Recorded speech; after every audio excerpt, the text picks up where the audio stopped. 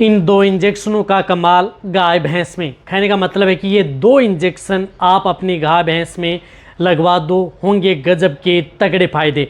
जो मैं दो इंजेक्शन बताऊंगा वह कौन सी किस तरह की बीमारियों में आप अपने पशु को बचा सकते हैं और किस तरह की स्थिति में यदि आपके पशु हो जाए तो उस स्थिति में आप लगा करके आप अपने पशु में सबसे गजब के तगड़े फायदे पा सकते हैं। हालांकि वेटरनरी के अंदर वह इंजेक्शन आपके पशु के लिए बहुत ही ज़्यादा रामबाण है। यदि आप अपने पशु में उपयोग करते हैं तो सबसे ज़्यादा बेनिफिट पशु में देखने को मिलता है।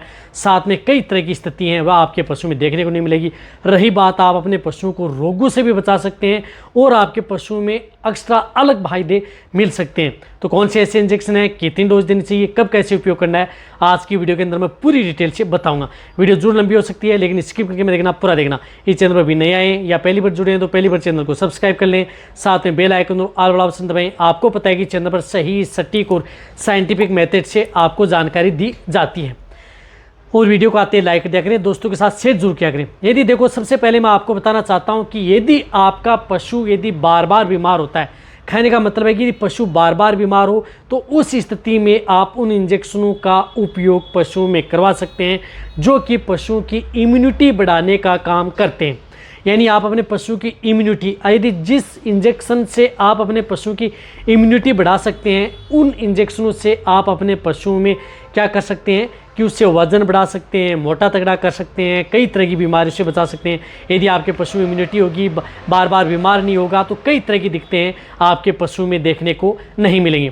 इसी तरह से यदि आपके पशु जिस प्रकार से इस तरह का वेदर है, जिस प्रकार से बारिश का मौसम है, यहाँ पर वायरल बीमारियाँ सबसे ज़्यादातर देखने को मिलती हैं, तो इस स्थिति में आप अपने स्वस्थ पशुओं को भी, यदि आपका पशु स्वस्थ है तो उस स्थिति में भी आप उन इंजेक्शनों का उपयोग करा सकते हैं।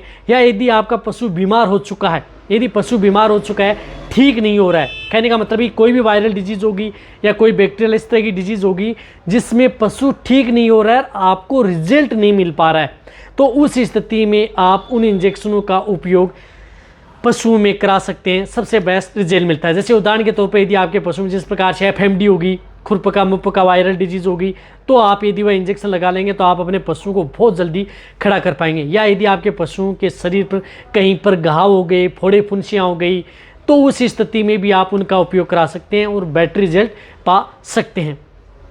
इसी तरह से यदि थन से संबंधित कोई दिक्कत हो गई, यदि थनैला रोग हो गया है, तो थन से संबंधित दिक्कत है, थनैला रोग है, यदि पशु का ठीक नहीं हो रहा है तो वहाँ पर आप उस इंजेक्शन का उपयोग अपने पशु में करवाया जा सकता है। इसी तरह से यदि पशुओं में अदर कोई इस तरह का इन्फेक्शन यदि पशु में हो गया जो कि इन्फेक्शन पशु का जा नहीं रहा है, तो वहाँ पर भी आप उन इंजेक्शन का उपयोग करा सकते हैं।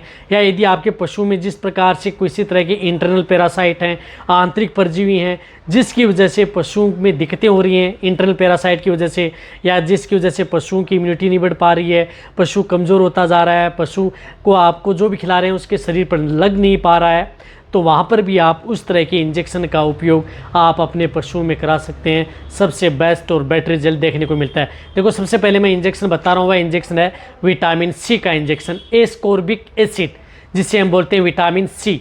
जिस प्रकार से ये एस्कॉर्बेट है, बहुत सी कंपनी है जो विटामिन सी का इंजेक्शन बनाती है, लेकिन ये विटामिन सी का जो इंजेक्शन आता है, जिस तरह से फोनिक्स का है, बहुत सी कंपनी है जो विटामिन सी का इंजेक्शन बनाती है, उन इंजेक्शनों में से आप कोई सा भी इंजेक्शन पशु में उपयोग कर सकते हैं।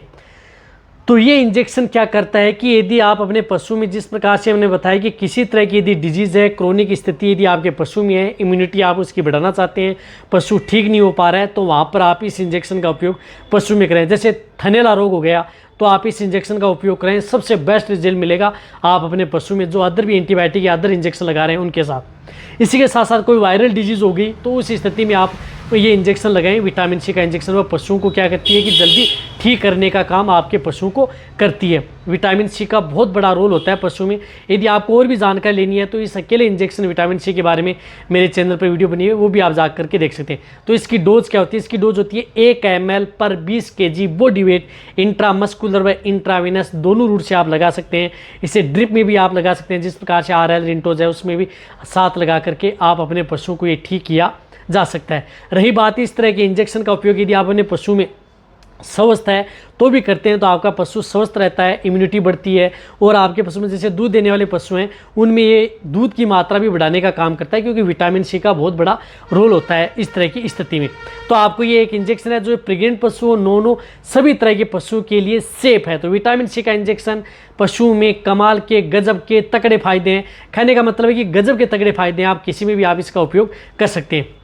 इसी तरह से यदि आपके पशु में जिस प्रकार से एक इंजेक्शन आता है उस इंजेक्शन का उपयोग करना है जिस तरह से आता है लिवामाइसोल। अब देखो लिवामाइसोल इंजेक्शन आता है, उस इंजेक्शन का उपयोग इस तरह के जिसके अंदर आपके पशु में लिवामाइसोल हाइड्रोक्लोराइड है, तो ये आंतरिक परजीवी हैं पशुओं को, उसमें बहुत अच्छा रिजल्ट देता है। साथ साथ में आपके पशु में अदर कोई दिक्कतें हैं उनको भी ये कंट्रोल करने का करता है। अंतः परजीवी नाशक ये इंजेक्शन है यदि आपके पशु में।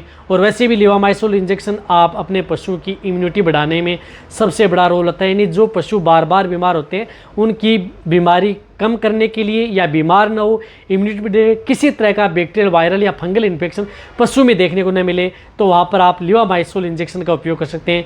ये इंजेक्शन भी यदि आपके पशु में, जैसे मैंने बताया कि सभी तरह की जो कोई बैक्टीरियल, वायरल या अदर डिजीज़ है, या आप अपने पशु स्वस्थ हैं, या जितने भी जो डेयरी फार्म के अंदर जितने भी पशु हैं उनमें आप एक साथ सभी में टीकाकरण के तौर पर भी आप लिवामाइसोल इंजेक्शन का उपयोग कर सकते हैं। ये पेट के कीड़े मारने के तौर पर भी ये इंजेक्शन अच्छा रिजल्ट पशु में देता है। तो सभी के सभी जो पशु हैं उनमें ये एक साथ इंजेक्शन ले सकते हैं। इसकी डोज होती है 1 ml पर 30 kg बॉडी वेट सबकट, यानी ये इंजेक्शन सिर्फ और सिर्फ सबकट लगता है। जिस तरह से 450 kg का पशु है तो वहाँ पर आप सिर्फ और सिर्फ 15 ml सबकट ये इंजेक्शन लगाना है।